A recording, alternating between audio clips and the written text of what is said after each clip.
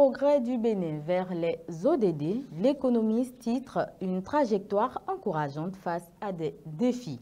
Bonjour à tous et à toutes et bienvenue dans la revue des titres. Le quotidien parle des réformes économiques en page 2, de nouvelles obligations fiscales pour les plateformes numériques dès 2025. Réduction de la fracture digitale, 20 communes bientôt connectées à Internet haut débit par satellite. Harmonisation fiscale, examen de la publication et de la mise en œuvre des directives régionales.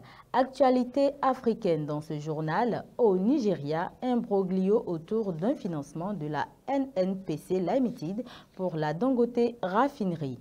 Discours de Patrice Talon sur l'état de la nation 2024. La nouvelle tribune évoque les talons d'Achille de la gouvernance de la rupture.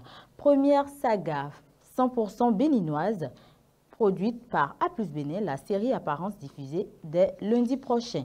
Loi de finances 2025 vers une diminution du prix du gaz domestique au Bénin, les précisions à la page 7.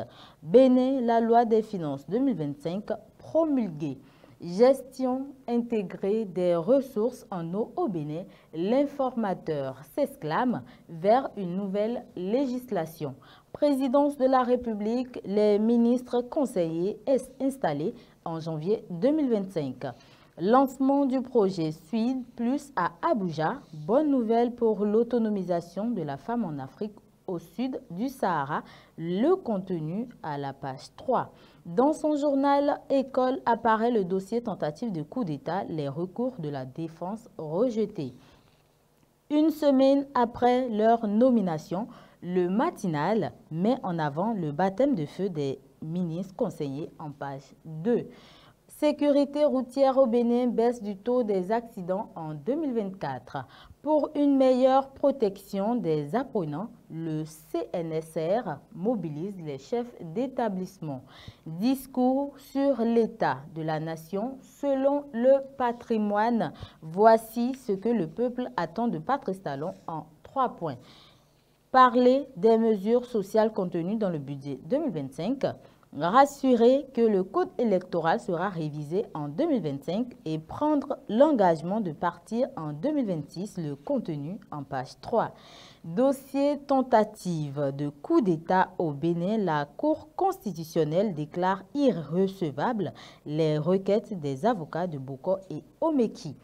Discours toujours sur l'état de la nation, Matin Libre opine. Les sujets qui fâchent seront encore occultés. Sport à la page 4 de ce journal, Coupe UEFOA B U17 filles, le Bénin quitte la compétition, la tête haute.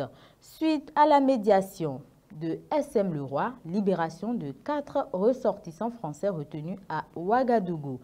20e assise des hautes juridictions francophones. Éveil Info, titre Dandy Yamou au cœur des débats sur les nouveaux chantiers de la justice en Afrique francophone. Affaire Olivier Bokor et Oswald Omeki pour finir, la Cour constitutionnelle tranche sur les exceptions d'inconstitutionnalité, les détails à la page 4. Ainsi s'achève la revue des titres. Merci de votre attention et restez connectés pour la suite des programmes sur Kadara TV.